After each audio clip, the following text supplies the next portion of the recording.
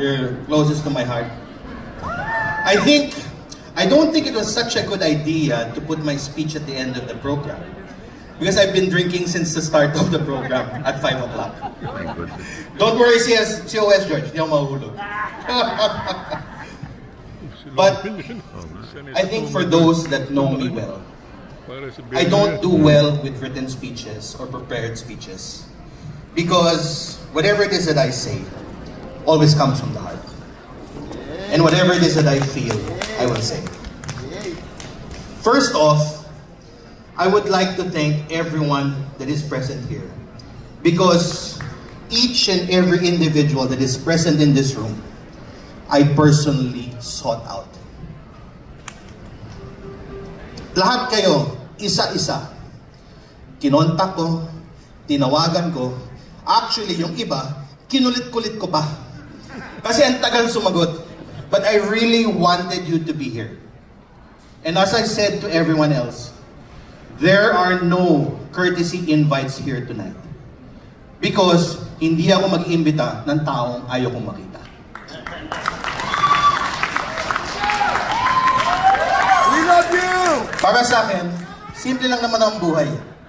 Hindi natin kailangan magpresenta kung ano man ang hindi tayo. Just show your true self.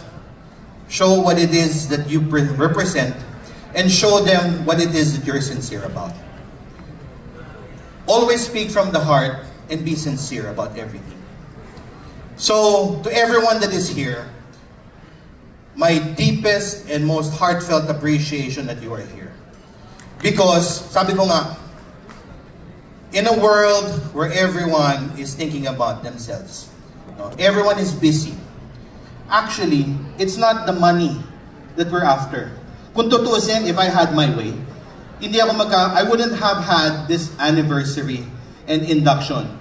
Because kung tutuusin, napakagastos. Di ba? My fellow presidents, napakagastos magkaroon ng induction. But,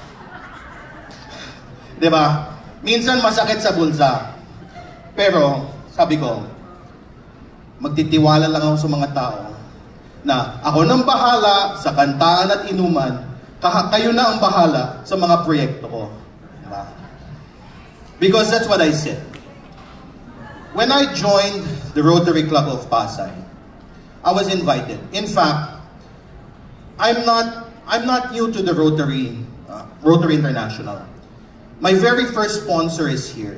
I'd like to acknowledge the spouses, Marlene and June Hante, who are my sponsors when they invited me to join the Rotary Club of Fort Bonifacio Global City of District 3830. This was in 2017. However, when I joined an organization that I couldn't feel the heart and the soul of what the organization was. No? I know that Rotary International is a very good organization. But then, I couldn't see the people. I couldn't see the projects. Eventually, I did not participate.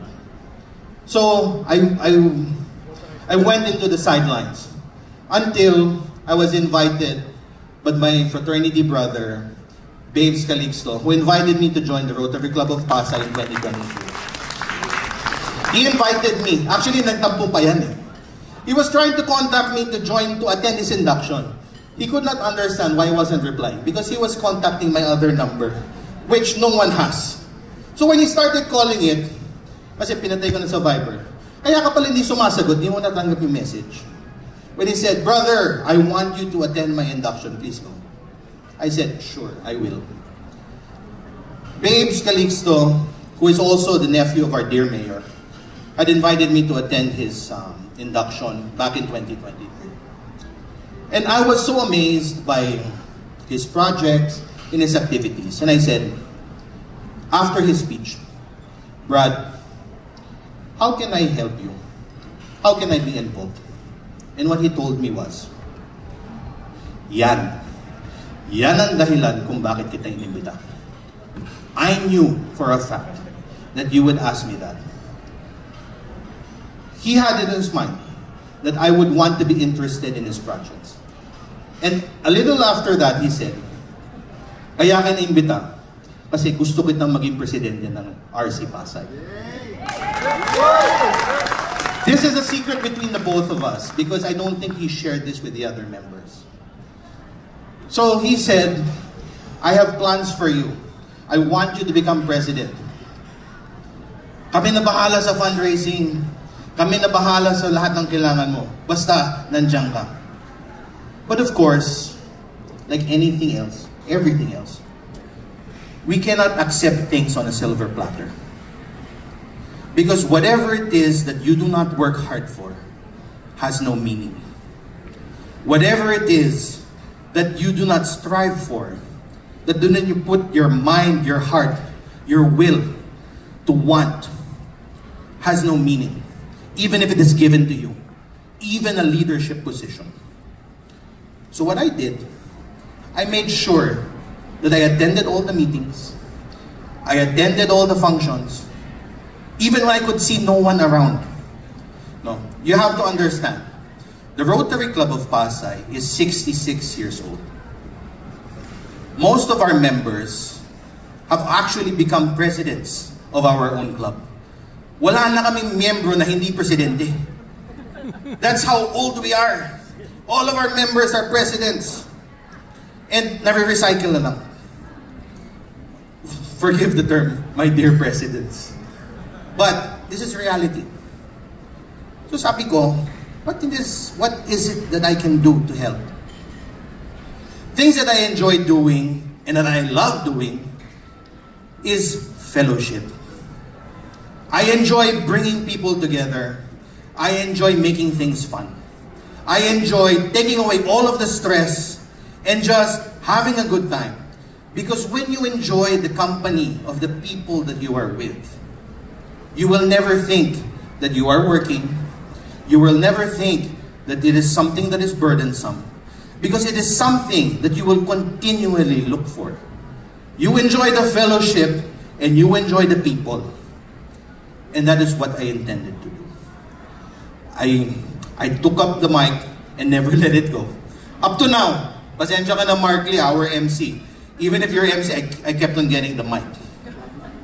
So, and because of my involvement in the Rotary Club of Pasay, I got to know our esteemed members. PP Joey, PP Hill, our oldest member, no, who has served more than 60 years, or almost 60 years in the district. PP Joseph, PP Peter, PP Rene.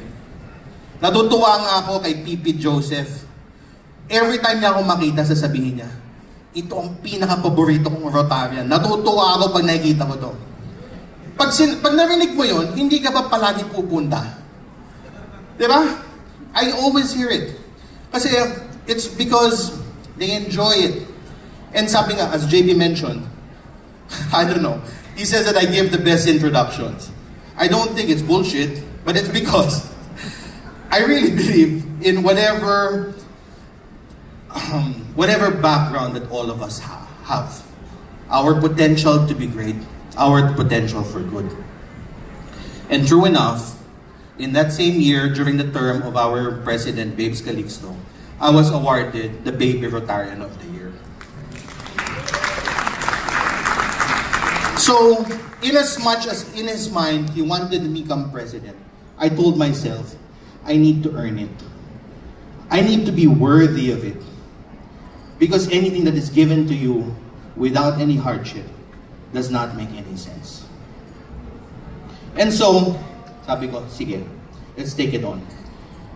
The Rotary Club of Pasay, with our esteemed members, SDG, Caloyo Campo, PP Hill, PP Joey, all of our members, they bestowed upon me the honor. I wouldn't call it a privilege. The honor of becoming the PE, the President-elect, for 2024-2025. The reason I say that it's not a privilege, kasi grabe, sakit ng ulo. You need to raise funds, you need to all of these activities, and then you realize that you're the only one that will do it yourself. I mean, magpapartuto tayo, mga presidente, mga Rotary, For me, buti na lang sa akin napunta. Because, as an individual, I never want to be a burden to someone else. I don't want to be a liability. I don't want to be the cause of someone's hardship or the cause of someone's stress. I want to be the person that relieves them of all of this. I want the person that you go to if you have a problem, because I am the person that will make sure that it will go away. So, when I was given this opportunity to become PE, sure, I was on all of these. I started attending the district functions. I started attending the DISLAS, the Grant Management Seminar, and the Vibrant Seminar, all of these things. But again, forgive me, to our Rotarians who have been in the service for such a long time.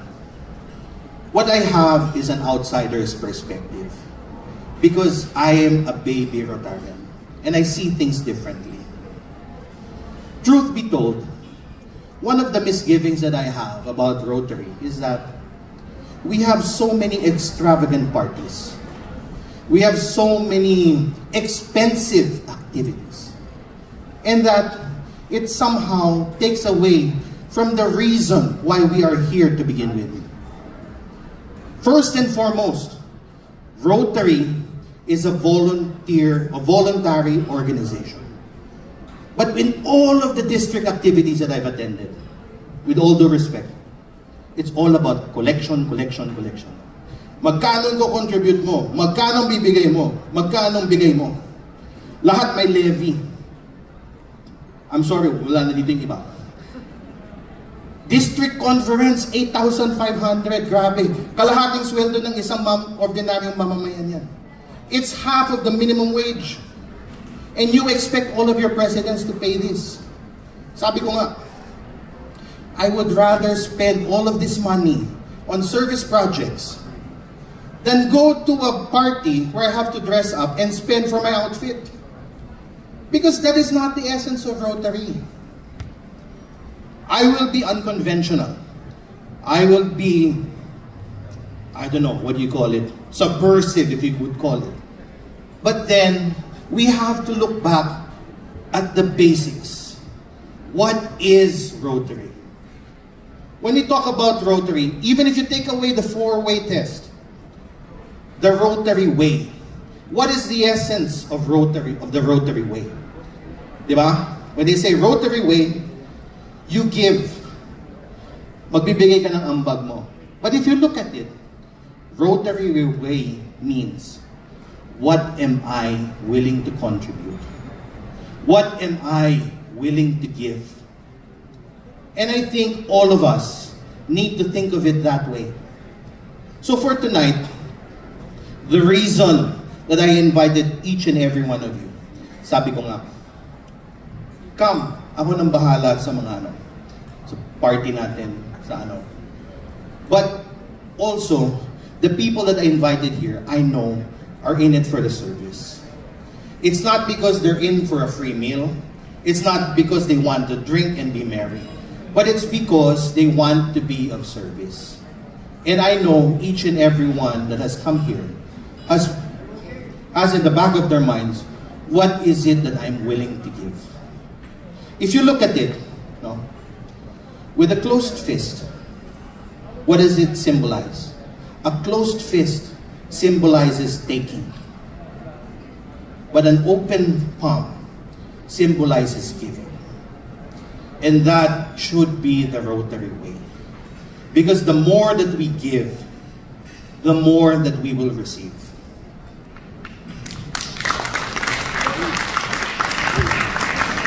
So, for this year, looking back at the Rotary Club of Pasay, I am deeply honored to be invited and to have the privilege of being its president.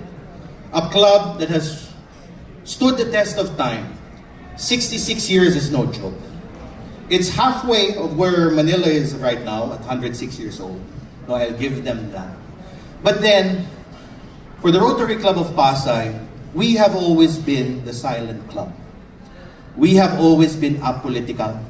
Never, always, I would say never, always refusing district officer positions.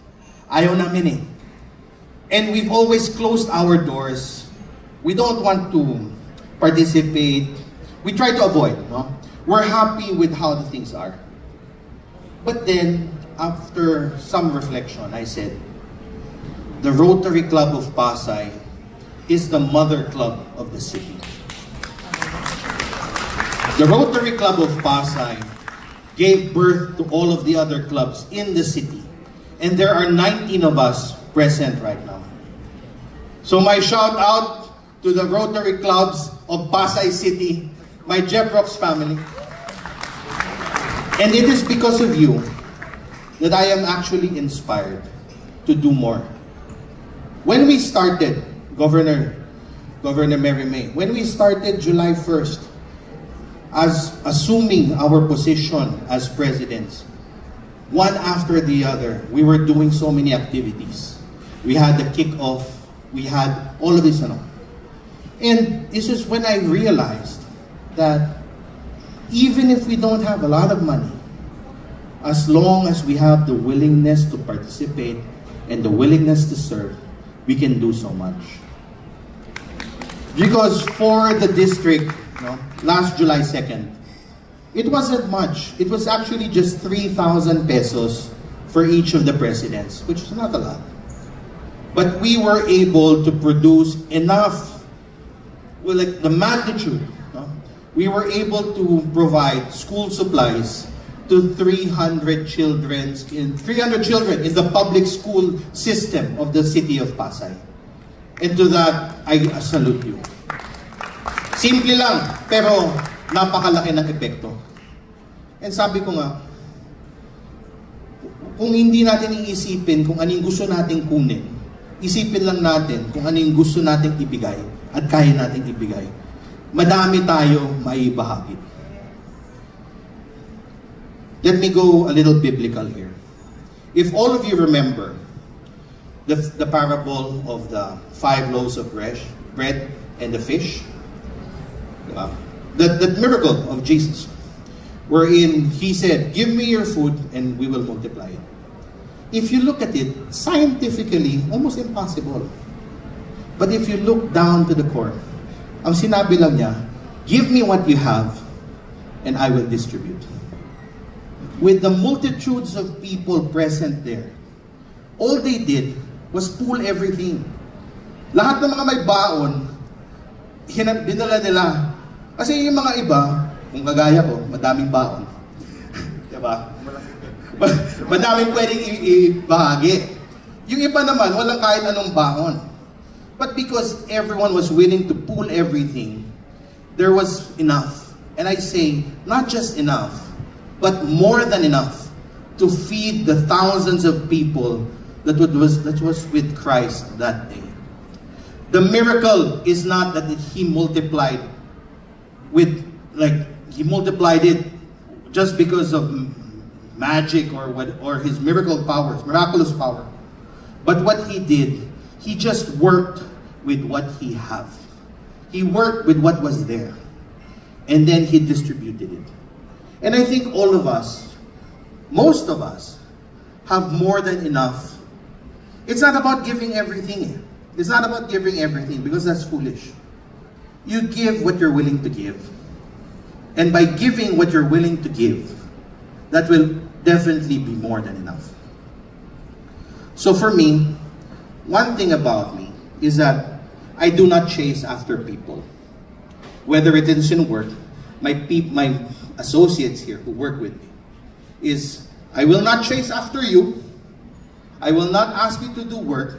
In the same way with the people in Jeprox or even in my club. I will work with what I have. Because if you're not willing to give, I will not pressure you. I will not go after you. Because if you're not willing to give it, there's no point in chasing after it. But by working with what we have and being a good example to everyone else, I think that is enough. to encourage and inspire others to do the same. And that is what I do.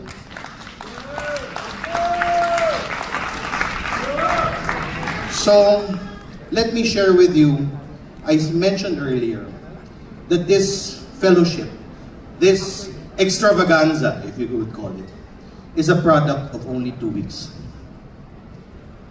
And I'm very thankful for PP Joey. Nagreklamo na yata si Ann Christie kasi gabi-gabi na daw nagtatawagan kami ni PP Joey on how to go about all of it. Because 2 weeks ago, there was absolutely zero money for this fellowship. But since I had committed, I had no choice but to make sure that it will fall through. Sabi ko, sige, pinasok na natin yan eh. Panindigan na natin. But it was my faith in the people that I called on. Alam mo, yung mga tinawagan ko for this, I was worried about attendance. I needed to hit 100 people. The Rotary Club of Pasay is only 28. We're not a large club. We're not like Manila. We're not like even Southeast or MOA, who are in the 40s. We're only 28. In fact, of the 28, 2/3 are retirees. But very, very strong and agile retirees. Diba? Very energetic retirees and very active. But truth be told, diba? The resources, we think Rotary of Pasay, the prestige, the history, the money, it's not really there. Because we have to be, magpakatotoo tayo. It's not there. The way that we do it, it's the Rotary way. Kung sino yung pumunta, yan yung ambag niya. So kung mag-iimbita ka, ikaw magbabayad. So sabi ko, paano ba to? Kasi, ang dami kong kaklase. Bakit ang dami ninyo? Sabi ko, gusto ko kayong imbitahin. Pero napakagastos ninyo. There are like 35, almost 40 of them here. But then, when I said, I will invite you, lahat sila nagsabi, I will give. And inspiring as it is, the first people to give are actually outside of the city of Pasay. Outside of the city of Pasay. Ang pinakaunang nagbigay galing sa probinsya ng Cavite. And I would like to thank UCP Cecil Lay for being the first contributor to this fellowship. After that, it was followed by another president. Sabi niya, Attorney, pasensya ka na. Ito lang yung kaya ko. Sabi ko, walang problema kasi ikaw nag-ambag ka. I'd like to thank UCP Mildred Bernardo for giving what it is that she had, regardless of the amount. Sabi nga nila, hindi, mayaman naman si attorney, kaya niya yan.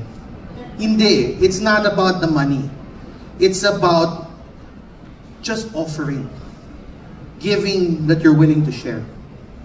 And I'm so very thankful because with everyone that I'd reached out, this is 2 weeks up, I am proud and happy to say that for tonight, we have grossed 1.2 million.